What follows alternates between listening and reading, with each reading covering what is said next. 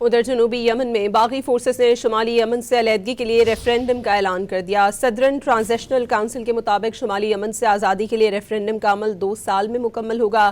S T S نے عالمی برادری سے جنوبی یمن کے عوام کو حقوق دلانے کی اپیل کر دی۔ یہ پیش رفت ایسے وقت میں سامنے آئی ہے جب گورنر نے باغیوں کے خلاف آپریشن کے آغاز کا اعلان کیا تھا۔ ادھر جنوبی یمن میں باغی فورسز نے شمالی یمن سے علیحدگی کے لیے ریفرینڈم کا اعلان کر دیا۔ صدرن ٹرانزیشنل کونسل کے مطابق شمالی یمن سے آزادی کے لیے ریفرینڈم کا عمل 2 سال میں مکمل ہوگا۔ ایس ٹی ایس نے عالمی برادری سے جنوبی یمن کے عوام کو حقوق دلانے کی اپیل کر دی۔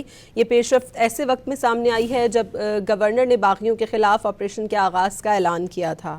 ادھر جنوبی یمن میں باغی فورسز نے شمالی یمن سے علیحدگی کے لیے ریفرینڈم کا اعلان کر دیا۔ صدرن ٹرانزیشنل کونسل کے مطابق شمالی یمن سے آزادی کے لیے ریفرینڈم کا عمل 2 سال میں مکمل ہوگا۔ ایس ٹی ایس نے عالمی برادری سے جنوبی یمن کے عوام کو حقوق دلانے کی اپیل کر دی۔ یہ پیش رفت ایسے وقت میں سامنے آئی ہے جب گورنر نے باغیوں کے خلاف آپریشن کے آغاز کا اعلان کیا تھا۔